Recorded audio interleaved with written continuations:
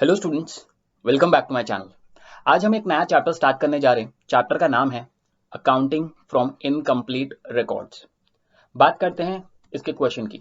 इसका जो क्वेश्चन है वो 3 पार्ट में डिवाइडेड है। पहले पार्ट में है opening and closing of assets and liabilities. दूसरे पार्ट में हमें कैश और बैंक बुक का एक समरी दिया होता है। और जो तीसरा और जो आखिरी पार्ट है वो है एडजस्टमेंट्स का। अब बात करते हैं इसके सोल्यूशन की। सोल्यूशन में हमें क्या प्रिपेयर करना है? सबसे पहले हम लोग प्रिपेयर करेंगे ट्रेडिंग अकाउंट, उसके बाद प्रॉफिट एंड लॉस अकाउंट, उसके बाद बैलेंस शीट। इसका मतलब बेसिकली हम लोग को फाइनल अकाउंट्स ही प्रिपेयर करना है। तो इस चैप्टर में नया क्या है? इस चैप्टर में नया ये है कि इस चैप्टर का नाम है अकाउंटिंग फ्रॉम इनकम्प्लीट रिकॉर्ड्स। इसका मतलब हम लोग trading, profit and loss and balance sheet जब बनाएंगे ना तो इनकम्प्लीट रिकॉर्ड से बना रहे। इसका मतलब जब हम लोग सम सॉल्व करते रहेंगे तो कुछ चीजें हमारे पास नहीं होंगी, जैसे कि कैपिटल, जैसे कि सेल्स, परचेज। ये सारी चीजें पहले हमको दे दी जाती थी, बट जब हम लोग ये चैप्टर का सम करेंगे उसमें ना तो कैपिटल होगा, ना सेल्स होगा, ना परचेज होगा। ये हमें खुद फाइंड करना पड़ेगा। तो सेल्स, परचेज और कैपिटल फाइंड करने के लिए कुछ और अकाउंट्स हम लोग को सेपरेटली प्रिपेयर करने पड़ेंगे। तो वो अकाउंट कौन कौन से हैं? उसके अंदर सबसे पहला आता है ओपनिंग बैलेंस शीट। अगर ओपनिंग बैलेंस शीट बनाए तो इसकी मदद से हमको क्या मिलेगा? कैपिटल। बिल्स रिसीवेबल और बिल्स पेबल, ये भी दो एक्स्ट्रा अकाउंट हमको प्रिपेयर करना है डेटर्स और क्रेडिटर्स के अलावा। बट अगर बिल्स रिसीवेबल और डेटर्स का अकाउंट प्रिपेयर करें तो इसकी मदद से हमको मिलेगा सेल्स। कौन सा सेल्स? क्रेडिट सेल्स, जो सेल्स हम लोग उधार पे करते हैं। बात करें बिल्स पेबल और क्रेडिटर्स की, तो इन दोनों को जब हम लोग प्रिपेयर करेंगे तो हमको मिलेगा परचेज। अगेन कौन सा परचेज? Credit purchase. ठीक है। तो मेन सोल्यूशन का पार्ट तो ट्रेडिंग, प्रॉफिट एंड लॉस और बैलेंस शीट है। बस हमें ये 5 और अकाउंट्स प्रिपेयर करने पड़ेंगे। हो सकता है बिल्स रिसीवेबल और बिल्स पेबल का अकाउंट हम लोग कुछ सम्स में ना प्रिपेयर करें, जिसमें बिल्स रिसीवेबल के बैलेंसेस और बिल्स पेबल के बैलेंसेस ना दिए गए हो। ठीक है। तो चलिए बात करते हैं स्टेप से कि सम को सॉल्व कैसे करना है। स्टेप नंबर 1 क्या है? स्टेप नंबर 1 है जो हमको ओपनिंग और क्लोजिंग बैलेंसेस दिए हैं एसेट लायबिलिटीज के, उसको ट्रांसफर करना है। ठीक है। तो सबसे पहले हम लोग बात करते हैं फिक्स्ड एसेट्स की। अगर फिक्स्ड एसेट जैसे furniture, machinery, land and building, motor car, vehicle, ऐसा कोई भी फिक्स्ड एसेट दिया है तो उसका जो ओपनिंग बैलेंस है वो कहाँ जाएगा और उसका जो क्लोजिंग बैलेंस है वो कहाँ जाएगा? सो जो ओपनिंग बैलेंस है वो जाएगा ओपनिंग बैलेंस शीट के कौन से साइड पे? Asset side. और जो क्लोजिंग बैलेंस है ना वो जाएगा क्लोजिंग बैलेंस शीट के कौन से साइड पे? एसेट साइड पे, बिकॉज फिक्स्ड एसेट्स है तो एसेट साइड पे जाएगा। अब बात करते हैं और एक एसेट के बारे में जो कि है स्टॉक। अब स्टॉक दो टाइप के होंगे, एक होगा ओपनिंग स्टॉक और दूसरा होगा क्लोजिंग स्टॉक। तो मैं आपको बता दूं ये जो स्टॉक है इसका भी ओपनिंग क्लोजिंग वहीं जाएगा जहां फिक्स्ड एसेट्स का जाता है। इसका मतलब एक जाएगा ओपनिंग बैलेंस शीट के एसेट साइड और क्लोजिंग स्टॉक का जो क्लोजिंग बैलेंस है वो जाएगा closing balance sheet asset side. इसका मतलब ये दो एंट्री तो पहले की तरह ही फिक्स है, बट ओपनिंग स्टॉक और क्लोजिंग स्टॉक कहीं और भी जाएगा। वो है ये, ओपनिंग स्टॉक जाएगा ट्रेडिंग अकाउंट के डेबिट साइड और क्लोजिंग स्टॉक जाएगा ट्रेडिंग अकाउंट के क्रेडिट साइड। इसका मतलब जब स्टॉक हमको सब में दिया जाएगा तो उसको हमें 4 एंट्रीज करनी पड़ेंगी। ओपनिंग बैलेंस शीट और क्लोजिंग बैलेंस शीट में तो जाएगा ही साथ में ट्रेडिंग के डेबिट साइड और ट्रेडिंग अकाउंट के क्रेडिट साइड वहां भी हमको एंट्री करना पड़ेगा। ठीक है। चलिए आगे बढ़ते हैं। अब बात करते हैं और एक एसेट के बारे में जो कि है बिल्स रिसीवेबल। बिल्स रिसीवेबल भी ओपनिंग और क्लोजिंग बैलेंसेस वहीं जाएंगे जहां नॉर्मली जाते हैं। जैसे कि ओपनिंग बैलेंस जाएगा ओपनिंग बैलेंस शीट के एसेट साइड, क्लोजिंग बैलेंस जाएगा क्लोजिंग बैलेंस शीट के एसेट साइड। उसके अलावा बिकॉज हम लोग बिल्स रिसीवेबल का अकाउंट भी प्रिपेयर करते हैं, बिल्स रिसीवेबल एसेट है and assets always shows debit balance. So जो ओपनिंग बैलेंस होगा बिल्स रिसीवेबल का वो जाएगा डेबिट साइड पे और बिल्स रिसीवेबल का जो क्लोजिंग बैलेंस है वो जाएगा बिल्स रिसीवेबल के क्रेडिट साइड पे। उसे कैसे लिखना है वो हम लोग एक एग्जाम्पल के द्वारा मैं आपको बता दूंगा क्या करना है उसका। ठीक है। आगे बढ़ते हैं, बात करते हैं डेटर्स की। डेटर्स में भी same again opening debtors, closing debtors. Because हम लोग डेटर्स का भी अकाउंट प्रिपेयर करते हैं तो इसका जो ओपनिंग क्लोजिंग बैलेंस है वो उसके अकाउंट में भी जाएगा। और ओपनिंग बैलेंस शीट के एसेट साइड और क्लोजिंग बैलेंस के एसेट साइड तो जाना ही है, लेकिन डेटर्स अकाउंट के डेबिट साइड और डेटर्स अकाउंट के credit side. Again debtors asset है। अब बात करते हैं बिल्स पेबल। अब देखो अब तक हमने जो भी चीजें की कवर की वो थी एसेट्स, बिल्स पेबल लाइबिलिटी है। सो इसका जो ओपनिंग बैलेंस है ना वो ओपनिंग बैलेंस शीट में तो जाएगा बट कौन से साइड पे? लाइबिलिटी साइड पे। और जो क्लोजिंग बैलेंस है वो जाएगा क्लोजिंग बैलेंस शीट में ही बट कौन से साइड पे? लाइबिलिटी साइड पे। अब बात करते हैं बिल्स पेबल के अकाउंट की, वो भी हम प्रिपेयर करेंगे। तो जो बिल्स पेबल है वो लाइबिलिटी है, and liabilities always shows credit balance. So opening balance है ना जो बिल्स पेबल का, वो कौन से साइड पे जाएगा, पहले क्रेडिट, और उसका जो क्लोजिंग बैलेंस है ना बिल्स पेबल का, वो कहाँ लिखेंगे हम लोग, डेबिट। सेम क्रेडिटर्स के लिए भी करने वाले हैं हम लोग। बट ये सारी चीजें मैं आपको एक एग्जाम्पल के द्वारा बता देता हूँ कि करना कैसे। और भी स्टेप्स है, बट स्टेप्स से जाने से पहले हम लोग ओपनिंग क्लोजिंग की एंट्री प्रैक्टिस कर लेते हैं। फॉर एग्जाम्पल, ये हमारा सम है। क्वेश्चन में बोला है Mister Om Prakash did not keep his books of accounts under double entry system. From the following information available from his records prepare profit और loss account for the year ended 31st March 2014 and balance sheet as on that date. Depreciating washing equipment 10%. एक adjustment भी दिया, depreciate करना है। अब question का मैंने आपको बोला था 3 पार्ट है, बिकॉज हम पहले प्रैक्टिस कर रहे हैं तो इसमें सिर्फ 2 ही पार्ट है। ये पहला पार्ट है और ये दूसरा। पहले पार्ट में समरी दिया कैश बैंक का, इसका क्या करना है ये मैंने आपको बताया नहीं है, तो इसको स्किप कर देते हैं। ये रहा, ये है ओपनिंग, ये है क्लोजिंग 2013-2014। एसेट्स और लाइबिलिटीज के ओपनिंग क्लोजिंग बैलेंसेस हमको दिए गए हैं। तो अब करना क्या है, इनकी पोस्टिंग करनी है। जैसे सबसे पहला जो एसेट दिया है ना उसका नाम है डेटर्स। सो सबसे पहले हम लोग को जैसे ही पता चलता है ना कि सम सिंगल एंट्री का है, आपको पता है हमको क्या क्या प्रिपेयर करना है, trading account, profit and loss account, balance sheet. ये 3 हमारे मेन सोल्यूशन है। ये जो बैलेंस शीट है ना यही हमारा कौन सा बैलेंस शीट है, क्लोजिंग। इसके अलावा हमको क्या क्या प्रिपेयर करना है, ओपनिंग बैलेंस शीट, डेटर्स का अकाउंट, क्रेडिटर्स का अकाउंट। अब आप सोच रहे होंगे कि बिल्स पेबल और बिल्स रिसीवेबल क्यों नहीं, बिकॉज वो क्वेश्चन में नहीं दिए। अगर क्वेश्चन में बिल्स रिसीवेबल बिल्स पेबल होता तो उसका भी अकाउंट हम लोग प्रिपेयर करते, क्योंकि वो नहीं है तो उसको प्रिपेयर करने की जरूरत नहीं है। तो चलिए मैं आपको बता देता हूँ कि जो डेटर्स का ओपनिंग बैलेंस है और क्लोजिंग बैलेंस है कहाँ जाएगा। देखिए ओपनिंग बैलेंस जाएगा ओपनिंग बैलेंस शीट के अंदर, और क्लोजिंग बैलेंस जाएगा क्लोजिंग बैलेंस शीट के अंदर। ये तो कवर करना ही करना है। क्रेडिटर्स दिया है, क्रेडिटर्स क्या है, लाइबिलिटी, ये भी जाएगा ओपनिंग बैलेंस शीट के अंदर और क्लोजिंग बैलेंस शीट के अंदर। जो एसेट है वो जाएगा एसेट साइड, जो लाइबिलिटी है वो जाएगा लाइबिलिटी साइड।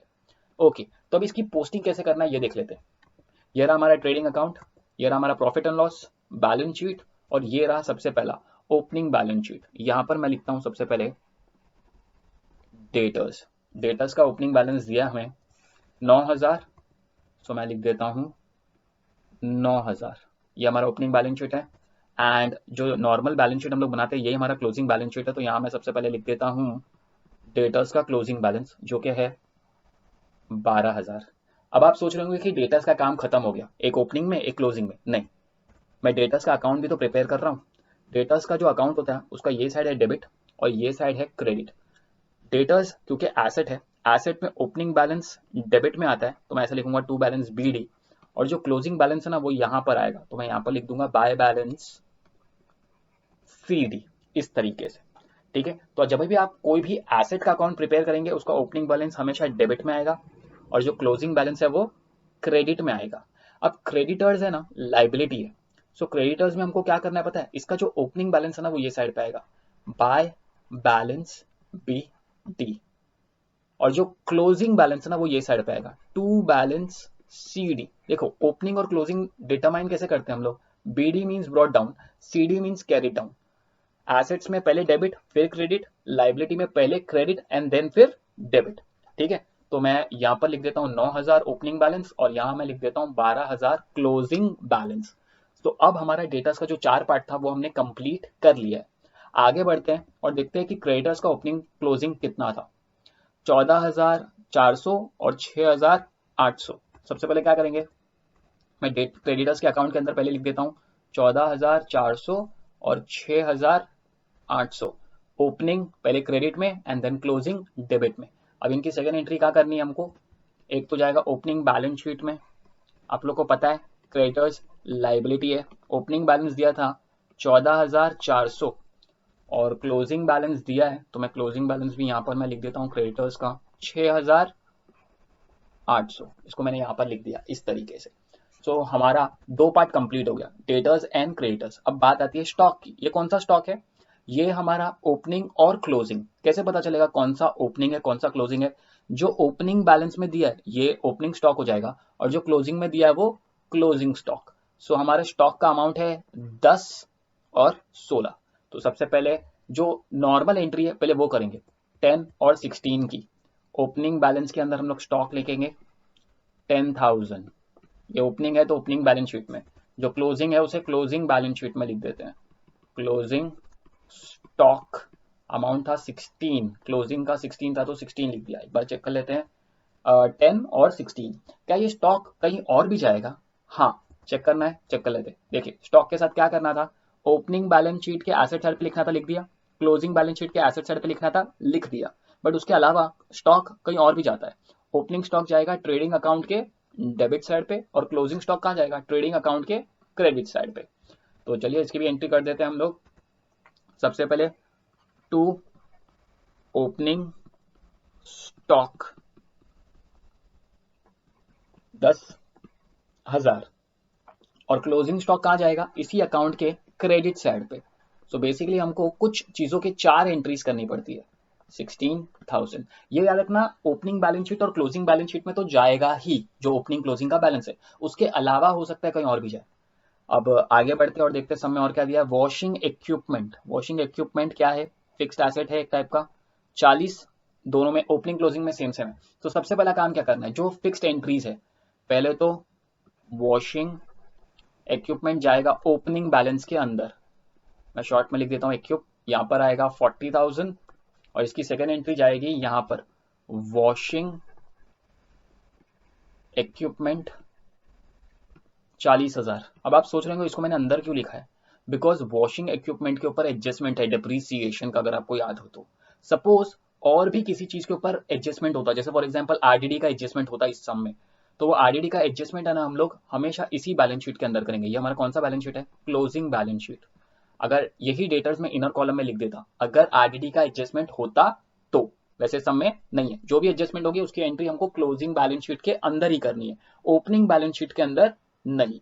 अच्छा, वॉशिंग इक्विपमेंट मैंने सिर्फ 2 जगह लिखा, 4 जगह पे क्यों नहीं लिखा, बिकॉज मेरे पास वॉशिंग इक्विपमेंट का अकाउंट नहीं है। सपोज अगर मैं उसका भी अकाउंट बनाता ना, तो उसके लिए भी मैं ऐसे बना देता वॉशिंग इक्विपमेंट, और उसका भी ओपनिंग क्लोजिंग करता, बट वो करने की जरूरत नहीं है। ठीक है, ओके। तो अब आगे बढ़ते हैं, देखते हैं और किसका बैलेंस दिया है। फर्नीचर, फर्नीचर भी सिर्फ 2 जगह पे आएगा, ओपनिंग बैलेंस शीट और क्लोजिंग बैलेंस शीट। फर्नीचर का अकाउंट हम लोग प्रिपेयर नहीं करते, अगर करते तो उसका भी ओपनिंग और क्लोजिंग उसी तरीके से लिखते, बट फर्नीचर का अकाउंट बनाने की जरूरत नहीं है। तो हम जाते हैं, हम जाएंगे सबसे पहले यहाँ पर लिखेंगे फर्नीचर, और यहाँ भी लिख देंगे फर्नीचर। ओपनिंग क्लोजिंग में दोनों में अमाउंट सेम है तो टेंशन नहीं है। यहाँ पर भी आएगा 3,000, और यहाँ पर भी हम लोग लिखेंगे 3,000, बिकॉज कोई एडजस्टमेंट नहीं है इसलिए मैंने बाहर लिख दिया। ठीक है, ओके। अब आगे जाते हैं क्वेश्चन में। ओके, देखिए ओपनिंग क्लोजिंग का पार्ट खत्म हो चुका है। ओपनिंग क्लोजिंग का पार्ट है ना, सिर्फ यहीं तक है। इसके नीचे ये जो दिया ना, discount allowed and discount received, इसके बारे में मैंने अब तक आपको बताया नहीं है, और ये ओपनिंग क्लोजिंग का पार्ट नहीं है। ओपनिंग क्लोजिंग का पार्ट सिर्फ यहीं तक था। ठीक है, तो ये था हमारा स्टेप नंबर 1 कि ओपनिंग क्लोजिंग की एंट्रीज कैसे करनी है। अब हम लोग बात करते हैं स्टेप नंबर 2, जो कि है समरी ऑफ कैश के बारे में। इसकी जो एंट्रीज है ना वो कैसे करनी है, ये आपको दिखा दूं। ये साइड है डेबिट और ये साइड है क्रेडिट। तो चलिए अब देखते हैं समरी ऑफ कैश के साथ क्या करना है स्टेप नंबर 2 में। तो ये था हमारा स्टेप नंबर 1, यहाँ पर हमने खत्म किया था क्रेडिटर्स के पार्ट के अंदर। जाते हैं स्टेप नंबर 2 के अंदर। अब स्टेप नंबर 2 के अंदर क्या आता है कि ना हमें पोस्टिंग करनी है एंट्रीज फ्रॉम कैश बुक। सबसे पहले एक्सपेंसेस, एक्सपेंसेस दिए कौन से साइड के, पेमेंट साइड के। पेमेंट साइड पे अगर एक्सपेंस दिया है रेंट, सैलरी, इंटरेस्ट, कमीशन, ऐसे कोई भी खर्चे दिए जो ऑफिस से रिलेटेड है, उनकी सेकेंड एंट्री हमको कहाँ करनी है, प्रॉफिट एंड लॉस के डेबिट साइड पे। ठीक है, ये याद रखना, एक्सपेंस कौन से साइड पे दिया है, कैश बुक के पेमेंट साइड पे, और हमको एंट्री कहाँ करनी है, प्रॉफिट एंड लॉस के डेबिट साइड पे। ठीक है, ओके। अगेन नीचे बोला है एक्सपेंसेस दिए, एक्सपेंसेस कहाँ दिया, कौन से साइड पे, पेमेंट साइड पे, जैसे वेजेस, कैरेज इनवर्ड। अगेन ये दोनों फैक्ट्री के खर्चे हैं, तो इसका एंट्री कहाँ जाना चाहिए पता है, राइट, ट्रेडिंग अकाउंट के अंदर, वो भी कौन से साइड पे, डेबिट साइड पे। अब आप सोच रहे होंगे कि हमको कैसे पता चलेगा कि डेबिट साइड पे एंट्री करनी है, तो हम लोग जरा एग्जाम्पल की ओर जाते हैं। यह रहा हमारा एग्जाम्पल, ये कौन सा साइड है, पेमेंट साइड है, राइट। अब ये देखो यहाँ पर क्या है, क्रेडिट। अगर तो एंट्री क्रेडिट में, तो हम लोग इन सब की सेकेंड एंट्री कहाँ करेंगे, डेबिट में। और ये जो साइड है ना ये डेबिट में, तो इसकी सेकेंड एंट्री हम लोग कहाँ करेंगे, क्रेडिट में। ये याद रखना है कि इनकी एक एक ही एंट्री हमको करनी है, दो दो एंट्री करने की जरूरत नहीं है, ठीक है। ओके, तो अब हम लोग और आगे बढ़ते और देखते और क्या दिया है हम लोगों को। ड्राइंग्स, ड्राइंग्स दिया है, अगेन पेमेंट साइड पे ही दिया होगा। पेमेंट साइड पे अगर ड्राइंग्स दिया तो क्या करना है, आप लोग को पता होगा कि ड्राइंग्स का मतलब क्या होता है। जो पैसा बिजनेसमैन बिजनेस में से निकालता है उसको ड्राइंग्स बोलते हैं। तो इसीलिए हम लोग ड्राइंग्स को क्या करते हैं, less from capital. Paid to creditors दिया है, तो इसकी एंट्री कहाँ जाएगी, डेबिट साइड, किसके, क्रेडिटर्स अकाउंट के। बिल्स पेबल पेड दिया है, कहाँ जाएगा, डेबिट साइड, बिल्स पेबल के। ओके, आगे बढ़ते हैं। अब अगर रिसीव साइड पे एंट्री दिया, रिसीव साइड मतलब डेबिट साइड पे दिया, अगर डेबिट साइड पे उन लोगों ने ऑलरेडी एंट्री करके दिया है तो हम लोग कहीं ना कहीं कहाँ करेंगे एंट्री, कौन से साइड पे, क्रेडिट साइड पे। जैसे रिसिप्ट साइड पे दिया रेंट, इंटरेस्ट, कमीशन, ये सब क्या रिप्रेजेंट करता है कि ये सारी चीज हमको मिली है, रिसीव हो रही है। अगर रिसीव हो रही है तो ये सारे लिए हमारे लिए इनकम है, और अगर इनकम है तो इनकी एंट्री कहाँ होनी चाहिए, प्रॉफिट एंड लॉस के कौन से साइड पे, क्रेडिट साइड पे। दिया है रिसीव फ्रॉम डेटर्स, डेटर्स ने हमको कुछ पैसा दिया तो इसकी एंट्री हम लोग कहाँ करते हैं, credit side of debtors. Cash receive from bills receivable, इसकी भी entry credit side of bills receivable, ठीक है। अच्छा, ये जो स्टेप नंबर 2 है ना, इसको याद करने की जरूरत नहीं है, इसको हम लोग डायरेक्टली रेक्टाफाई भी कर सकते हैं सम के थ्रू। जैसे फॉर एग्जांपल अगर क्रेडिट में दिया है तो क्रेडिट की चीजें कहाँ जाएंगी, कहीं ना कहीं डेबिट में, और जो डेबिट में दिया वो कहीं ना कहीं कहाँ जाएगा, क्रेडिट साइड पे, ठीक है। ओके, चलिए स्टार्ट करते हैं हम लोग क्रेडिट साइड पे। क्रेडिट साइड पे सबसे पहले क्या दिया है, कैश परचेज। अब सोचते हैं परचेज कहाँ आता है, परचेज आता है ट्रेडिंग अकाउंट के अंदर। कौन से साइड पे आता है, उन्होंने दिया है क्रेडिट साइड पे, हम लोग कहाँ लिखेंगे, डेबिट साइड पे। सो मैं यहाँ पर हेडिंग बना देता हूँ टू परचेजेस। अब मैं आपको बता दूं कि परचेजेस दो टाइप के होते हैं, एक होता है कैश परचेज और एक होता है क्रेडिट परचेज, ठीक है। कैश परचेज तो हम लोग को सब में दे दिया है, कितना दिया है, 14,000। तो मैं यहाँ पर लिख देता हूँ 14,000। क्रेडिट परचेज तो हमको फाइंड करना पड़ेगा, किसकी मदद से मिलेगा, कौन से अकाउंट के थ्रू मिलेगा, क्रेडिटर का अकाउंट बना रहे ना, क्रेडिटर का अकाउंट बनाते ही क्यों है, ताकि क्या मिले, क्रेडिट परचेज, ठीक है। तो मैं वहां पर क्वेश्चन मार्क डाल देता हूं। अब देखते हैं आगे और क्या दिया क्वेश्चन में। पेड टू क्रेडिटर्स, कितना, 20,000। क्रेडिट साइड है, क्या हमारे पास क्रेडिटर का अकाउंट है, हाँ ये रहा क्रेडिटर का अकाउंट। अगर वहां बाय में दिया है तो यहाँ पर हमको क्या लिखना पड़ेगा, टू में। टू में लिखूं क्या, कौन से अकाउंट में से एंट्री आ रही है, कैश या बैंक अकाउंट। तो मैं यहाँ लिख देता हूँ बैंक अकाउंट, और अमाउंट आएगा 20,000, ठीक है। समझ में आ रहा है, वहां पर बाय में दिया है तो मैं हर जगह कहीं ना कहीं टू में ही एंट्री कर रहा हूं, और कहां करना है वो खुद ही मुझे बता रहा है। जैसे फॉर एग्जांपल अब दिया है सन्ड्री एक्सपेंस, सन्ड्री एक्सपेंस कहां जाता था, प्रॉफिट एंड लॉस, कौन सा साइड सोचने की जरूरत नहीं है, डेबिट। क्यों, क्योंकि यहाँ पर क्या दिया है, क्रेडिट साइड पे। यहाँ पर बाय में तो प्रॉफिट एंड लॉस के टू में, मैं यहाँ लिख देता हूँ सन्ड्री एक्सपेंस, अमाउंट आएगा 6,000। सो मैं लिख देता हूँ बाहर आउटर कॉलम में 6,000। अब बात करते हैं कार्टेज की, कार्टेज कहाँ जाता था, कार्टेज जाएगा ट्रेडिंग अकाउंट के अंदर, लेकिन कौन से साइड, अगेन डेबिट साइड। कितना अमाउंट है, 2,000। सो मैं लिख देता हूँ यहाँ पर टू कार्टेज 2,000 आउटर कॉलम में। उसके बाद है बारी ड्राइंग्स की। देखो ड्राइंग्स कैपिटल में से माइनस होता है, तो मैं इसकी एंट्री देखो क्या कर रहा हूँ, यहाँ पर मैंने लिखा क्लोजिंग बैलेंस शीट के अंदर कैपिटल। क्या हमारे पास सब में कैपिटल दिया हुआ है, नहीं, कैपिटल हमको ढूंढना पड़ेगा। कैसे मिलेगा, क्या प्रिपेयर करने से मिलता है, ओपनिंग बैलेंस शीट बना रहे ना, उसी से हमको क्या मिलेगा, कैपिटल। तो जब ये आंसर आएगा तो इसी में से हम लोग क्या लेस करेंगे, ड्राइंग्स। तो मैं यहाँ पर ड्राइंग्स लिख देता हूँ, कैपिटल हमको पता नहीं है। ड्राइंग्स का अमाउंट है 8,000, तो हम जाके यहाँ पर लिख देते हैं 8,000। कैपिटल हमको फाइंड करना है, ठीक है। ओके, और आगे जाते हैं। अब यहाँ पर एक बैलेंस दिया है, यहाँ पर लिखा है बाय बैलेंस सीडी। मैंने आपको थोड़ी देर पहले बताया सीडी का मतलब कौन सा बैलेंस होता है, क्लोजिंग। ओके, इसको स्किप करते हैं, आगे जाते हैं। यहाँ पर भी एक बैलेंस दिया है, ये कौन सा बैलेंस है, बीडी दिया है। बीडी मीन्स मैंने आपको बताया था ओपनिंग, ये ओपनिंग बैलेंस दिया गया है। ओपनिंग, ओपनिंग किसका बैलेंस, ये क्या चीज है, कैश बुक। इसका मतलब ये ओपनिंग क्लोजिंग किस चीज का है, कैश का। अब मुझे बताओ ओपनिंग क्लोजिंग कैश का कहाँ जाएगा। मैंने आपको बताया था कि ओपनिंग क्लोजिंग एसेट्स का कहाँ जाता है, एक जाएगा ओपनिंग बैलेंस शीट के अंदर, वो भी कौन से साइड, एसेट साइड। क्यों, क्योंकि कैश क्या है, एसेट है।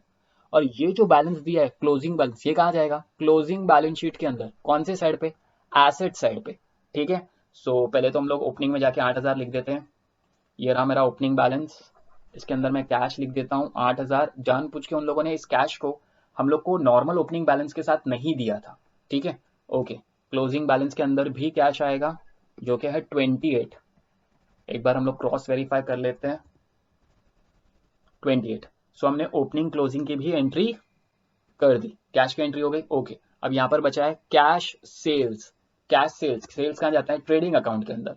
सो मैं यहाँ पर हेडिंग बनाता हूँ, जिस तरीके से परचेज दो टाइप के होते हैं, एक कैश और एक क्रेडिट, वैसे ही सेल्स भी दो टाइप के होते हैं, एक कैश और एक क्रेडिट। क्रेडिट सेल्स मिलेगा कैसे, कौन से अकाउंट से मिलेगा? डेटर्स का अकाउंट, इसीलिए तो प्रिपेयर कर रहे हैं। कैश सेल्स कितना दिया है? कैश सेल्स दिया है 40,000, तो मैं यहाँ लिख देता हूँ 40,000। क्रेडिट सेल्स हमारे पास नहीं है, कब मिलेगा? जब हम लोग डेटर्स का अकाउंट है ना उसका टोटल करेंगे, ठीक है। ओके, आगे जाते हैं। आगे दिया है received from debtors, again debit side पे दिया है। डेबिट में दिया तो हम लोग को कहाँ लिखना पड़ेगा? क्रेडिट में। लेकिन किसके क्रेडिट में? डेटर्स के अकाउंट के। 30,000 है तो मैं डेटर्स के अकाउंट में जाता हूँ और यहाँ मैं लिख देता हूँ, क्या लिखूंगा? By cash bank account. Amount था 40,000 नहीं 30,000। सो हम लोग लिख देते हैं 30, यहाँ मैं लिख देता हूँ 30,000, ठीक है। ओके, क्या और कुछ बचा? नहीं, हमने सारी पोस्टिंग कर दी है। हम लोगों को जो पार्ट आता था, जैसे फॉर एग्जांपल हम लोगों को पार्ट आता था ओपनिंग बैलेंस क्लोजिंग बैलेंस का, वो हमने कर दिया। हम लोग को पार्ट आता था समरी ऑफ कैश का, वो हमने कर दिया। अब सिर्फ ये एंट्री बची हुई है डिस्काउंट की, डिस्काउंट अलाउड और डिस्काउंट रिसीव कहाँ जाता है ये मैंने आपको बताया अब तक नहीं है। ना ही मैंने आपको डिप्रीसिएशन के बारे में बताया। वैसे मैं जानता हूँ तुम लोग जानते हो डिप्रीसिएशन के साथ क्या करना होता है। डिप्रीसिएशन की दो एंट्री क्या होती है तो मैं वो भी आपको बता दूं। जैसे स्टेप नंबर 2 हमारे पोस्टिंग एंट्रीज था फ्रॉम कैश बुक, तो स्टेप नंबर 3 क्या है? स्टेप नंबर 3 है एडजस्टमेंट्स। और एडजस्टमेंट्स वही होंगे जो हम लोग ऑलरेडी पहले से कर चुके। जैसे for example outstanding expense. Outstanding expense क्या हुआ करता था? ऐड करते थे एक्सपेंस में और दूसरी एंट्री बैलेंस शीट के लाइबिलिटी साइड पे। प्रीपेड या एडवांस आया तो हम लोग क्या करते थे? लेस फ्रॉम एक्सपेंस और बैलेंस शीट के एसेट साइड पे। और इस एग्जाम्पल में जो एडजस्टमेंट आया है वो है डिप्रीसिएशन का। डिप्रीसिएशन हम लोग क्या करते हैं? लेस फ्रॉम एसेट्स और प्रॉफिट एंड लॉस के डेबिट साइड पे। तो ये सारे एडजस्टमेंट भी करने हैं, बट मैं नहीं चाहता कि हम लोग ये सारी चीजें एक ही एग्जाम्पल में एक साथ कर ले। फिलहाल इस वीडियो का इंटेंशन सिर्फ इतना था कि हमने जो स्टेप नंबर 1 एंड 2 है वो सीख जाए। अगर स्टेप नंबर 1 2 आ गया तो स्टेप नंबर 3 भी आ जाएगा। तो फिर एक बार मैं रिपीट कर दूं, जो एग्जाम्पल अभी हमने किए हैं वो कंप्लीट नहीं किया है, बिकॉज हमको क्या नहीं मिला है? हमको अब तक ये नहीं मिला है जिसका नाम है क्रेडिट परचेज और क्रेडिट सेल्स। कब मिलेगा? जब किसका टोटल करेंगे हम लोग? जब हम लोग टोटल करेंगे डेटर्स के अकाउंट का, इसका टोटल करेंगे तो इसके अंदर जो बैलेंस आएगा उसी को हम लोग क्रेडिट सेल्स बोलते हैं। क्रेडिटर के अकाउंट का टोटल करेंगे तो हमको क्या मिलेगा? Credit purchase. अब तक इसका टोटल किया हम लोगों ने नहीं है, ठीक है। ओके, अगर हम लोग इसका टोटल करें तो इसके टोटल से हमको क्या मिल जाएगा? उसे हम लोग बोलते हैं कैपिटल। तो हम लोग ट्राई करते हैं टोटल करने की। 9,000 प्लस 10,000 प्लस 40,000 प्लस 3,000 प्लस 8,000 आ रहा है 70,000। सो मैं क्या करूंगा? यहाँ लिख दूंगा 70, यहाँ भी हम लोग लिख देंगे 70 एंड देन फिर क्या किया करते थे? नीचे वाले को ऊपर वाले से माइनस कर देंगे। So minus 14,400। सो 55,600। 55,600 हमको क्या मिल गया? कैपिटल मिल गया। अब इस कैपिटल को हम लोग क्या करेंगे? सब्सटीट्यूट करेंगे यहाँ पर 55,600 एंड देन फिर इसमें से कैपिटल माइनस करके हम लोग डायरेक्टली बाहर नहीं लिख सकते, बिकॉज यहाँ पर हमको नेट प्रॉफिट या नेट लॉस प्लस माइनस करना है। वो कब मिलेगा? जब हम लोग किसका टोटल करेंगे? प्रॉफिट एंड लॉस का। और प्रॉफिट एंड लॉस के अंदर ग्रॉस प्रॉफिट आता था, वो कहाँ से आता था? ट्रेडिंग अकाउंट के अंदर से। इसका मतलब ट्रेडिंग अकाउंट को क्लोज करना पड़ेगा, बट ट्रेडिंग अकाउंट को हम लोग क्लोज नहीं कर सकते। क्यों? बिकॉज अब तक हमारे पास ना तो क्रेडिट परचेज है और ना ही क्रेडिट सेल्स। अगर ये दो चीजें हमें मिल जाए तो हम लोग ट्रेडिंग अकाउंट का टोटल कर सकते हैं, जिसमें से ग्रॉस प्रॉफिट आएगा, ग्रॉस प्रॉफिट जाएगा नेट प्रॉफिट बन के यहाँ पर, एंड देन फिर फाइनली वो नेट प्रॉफिट हम लोग यहाँ पर कैरी फॉरवर्ड करेंगे और फिर सम हमारा टैली हो जाएगा। बट ये सारी चीजें हम लोग इस वीडियो में कवर नहीं करेंगे, इसे हम लोग नेक्स्ट वीडियो में कवर करेंगे कि अगर एडजस्टमेंट दिए गए हैं तो उसकी एंट्री कैसे करनी है। ठीक है, इस वीडियो में हमारा इंटेंशन सिर्फ इतना था कि ओपनिंग क्लोजिंग की जो एंट्रीज है उसे कहाँ कहाँ और कैसे लिखना है, और साथ ही साथ में जो कैश बुक का समरी है उसकी एंट्री कहाँ कहाँ कैसे कैसे करनी है। तो अगर इतना पार्ट आ गया तो नेक्स्ट वीडियो में हम लोग एक नया एग्जाम्पल सॉल्व करेंगे, उसमें जो बेसिक एंट्रीज है वो करेंगे एंड देन उसके आगे का पार्ट भी करेंगे। ठीक है, तो चलिए इस वीडियो में इतना ही। अगर आपको ये वीडियो पसंद आए तो आपको पता है क्या करना है, लाइक करो, सब्सक्राइब करो, शेयर करो।